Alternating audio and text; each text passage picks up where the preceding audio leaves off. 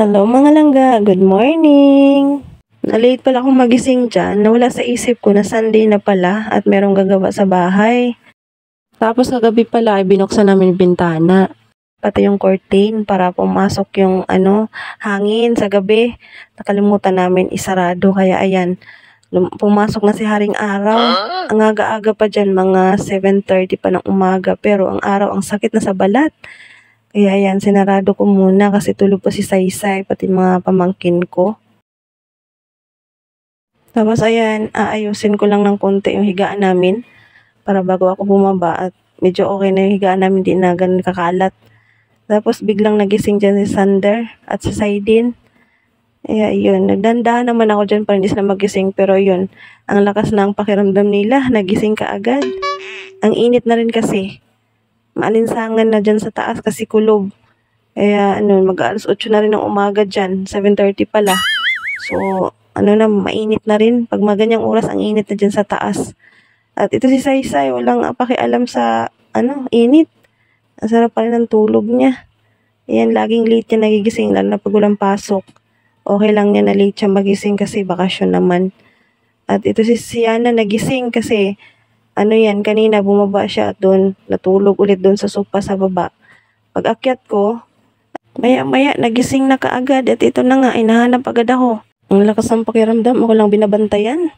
At ano pa nga ba, ito yung routine namin every morning. Pagkagising niya, magpapakarga. Ay, nako. At nga pala, nandito na pala yung mga manggagawa. Tapos ayan, inuna niya yung paglagay ng shelves dyan sa gilid ng bar counter. Kasi lalagay sana yan dyan, box. Sabi ko, na lang, shelves na lang kasi masyadong nauwihan na ako. Ang dami ng box, ang dami ng cabinet.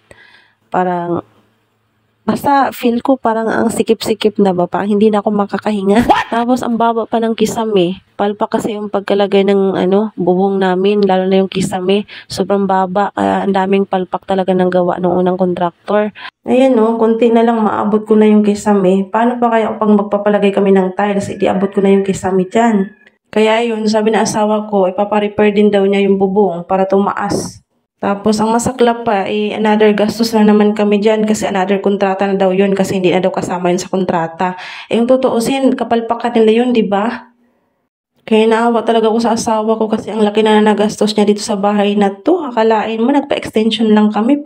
Pero parang daig pa namin nagpatayo ng bagong bahay. Kaya doon po sa mga gustong magpapagawa or magpa-extension, kung ano pa man ipapagawa sa bahay, ingat-ingat po tayo. Piliin po natin yung talagang kilalang-kilala na gumagawa.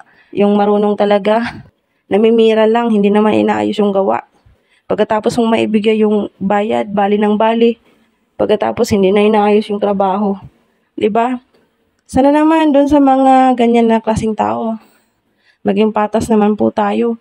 Kasi yung ginastos namin sa bahay na yan, hindi naman namin pinupulot, pinagpaguran din namin. Dugot pawis din po yung puhunan. O siya, tama na yung kabadtripan. Baka masira lang ang beauty nating siraan na. Char! Papainumin ko pala dito yung pamangkin ko ng gamot. Yung, Sipalixin. Ayan. Kasi hanggang 1 week ang pagpapainom ng Sipalixin sa kanya. Pinapainom ko siya pagkatapos siyang kumain ng almusal para gumaling na agad yung sugat. Tapos ito, meron akong na-order sa Lazada. Karating lang at in-unbox ko na. Yung, ba tawag dyan? Pailaw. Lalagay ko yan sa, sa taas ng bar counter. Papakita ko mamaya pag naikabit na. Ayan, bali 2 shelves lang yung nilagay niya. Tapos, ni-level niya. Pagkatapos niyan, pipinturahan niya yung chocolate brown tulad ng kulay dyan sa cabinet. At dito naman, ni-repair na nila yung gate namin kasi dati ganito yung paglagay nila ng hardiplex. Ngayon, pinasok na nila sa gitna ng bakal yung hardiplex. Medyo okay na. Pipinturahan na lang para matapos na yan. Nung nakaraang linggo kasi, nilagyan na nila yan ng, pinahiran na nila yung skim coat, yung pader. Kaya yan, nililihan na lang nila para maglalagay na silang pintura. At ayan pala si Yana, umiiyak kasi nagsiselo siya kasi may karga akong bata. Anak pala yan ng inaanak ko.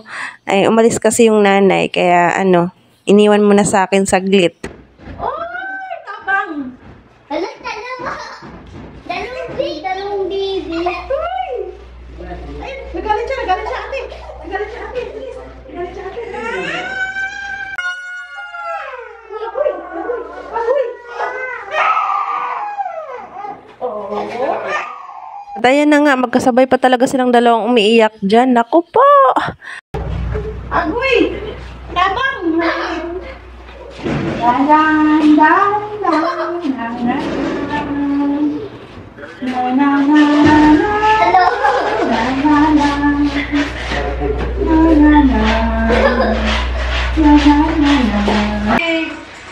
Nagselos! Nagselos ang aming baby.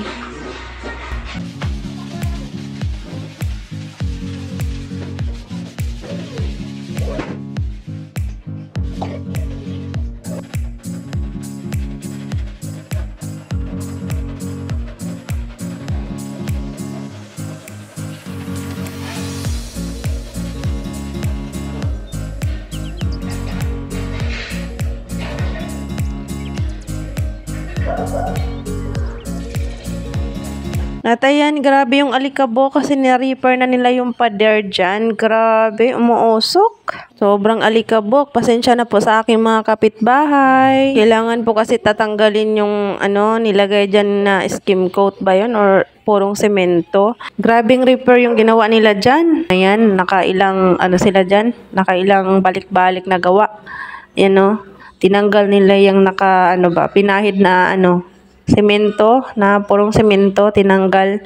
Kasi pag nilagyan ng flat latex yan, puputukan yung flat latex, useless din. Sayang din yung flat latex, kaya ang ginawa nila, tinanggal muna nila. Yan, lahat po yan dyan, tatanggalin. Ginamitan nila ng grinder. Kaso lang, kawawa naman yung gumagawa, grabing alikabok. Tapos, ayan, nagpipintura na pala sila dito sa kabilang side ng color yellow.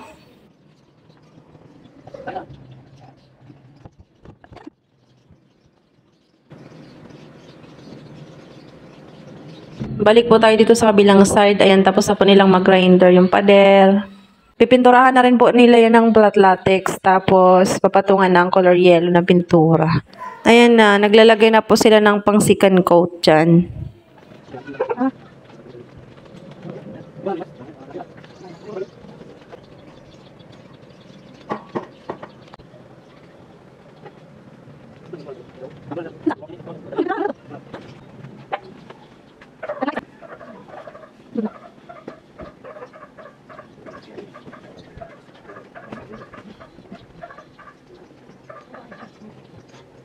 Fast forward tayo. Ayan, napinturahan na po lahat dito sa labas ng color yellow.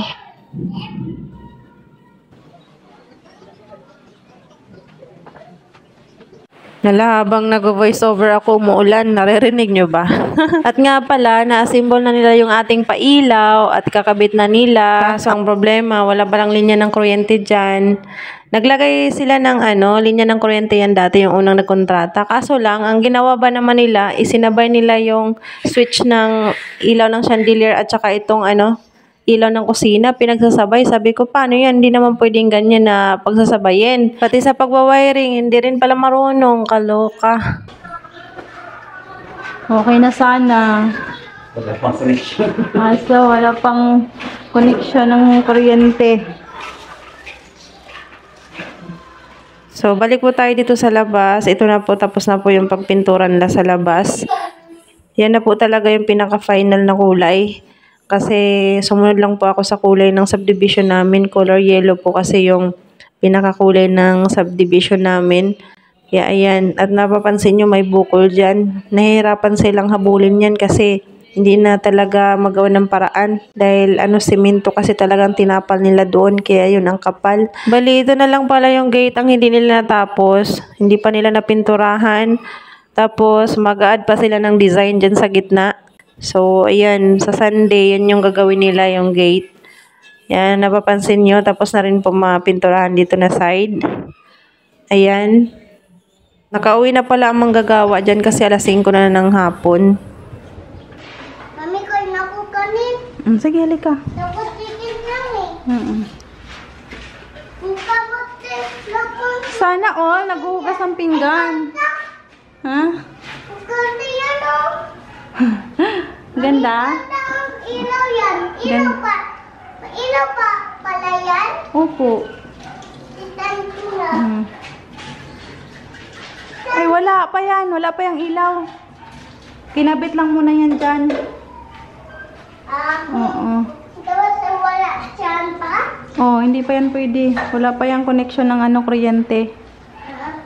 Mami, Mm. punta tayo kilente wifi. Oo. Papalagyan muna natin yan ng ano. Mami, sigas ka pera ah. Mm-mm. Mami, ganda mo. Ganda Mami. ako. Thank you. Tulila, bye-bye. Pangit ka daw. Ganda ikot eh. Maganda ako. Sabi na pangit ako. Opo. Tapos Sabi tulila, pangit ka daw. Anong sagot mo? Ganda ka kasi. Maganda. Ganda. Sabi mo maganda, mami. Opo. Oo. Kasi saktan kong babae yun. Mm-mm. Kasi pangit ka daw. Hayaan mo, Kasi hayaan mo. kami. Maganda ako. Thank you. Mm-mm. Mami, tikas ka ah. Pera ah. Gigikasan mo ako ng pera? Opo. Bakit? Tika lulong ah. Lang-lang yun ah. Sa ito. Pindutin mo ano ah. Pera. Opo. Tapos, pindutin mo ang queen. Tapos little blue. Okay. Okay. Pindutin mo ah. Oo. Gawin ko yun. Hoy, himala. Mahihingiin siguro, kaya nagugas ang pinggan. Anong hihingiin mo? Mami, Ba't ka mabait ngayon? Load? Ba't ka pa-load? May wifi naman. Mag-ano kasi magre-recharge. Sabi ko na nga ba eh. Ang ganda pa yun. Kaya nagugas ang pinggan kasi mahihingiin. Mami. Ganda bahay ko? O, bahay natin to. Hindi ko bahay to. Bahay natin. Bayin mo yan. Ano ba? Ayoko na. Ang bayin ko. Ayaw mo. Sa'yo lang, bayin mo. Sa akin na lang. Oo, sa'yo. Bait mo naman. Di ba sa'yo tong bahay eh. Ayoko. Ayaw? Na, ha? Bahay, sa'yo lang. Sa akin na lang. Bait mo naman. American, pili ka ang sa akin ng damit. Ayan. Okay. Maliligo ka na. Ano lang damit lang Oo. tapos, Oo. tiralasa. Oo. Okay lang kung basta hindi lang makakad. Ganun mo siya to. Ganun mo. Oh, bakit? Bakit? Medyo.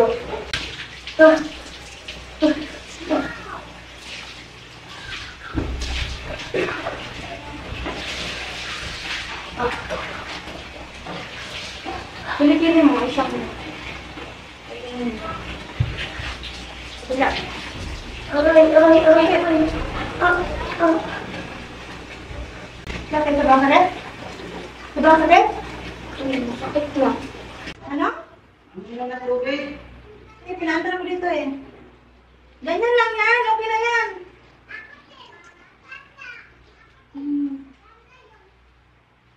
Oh.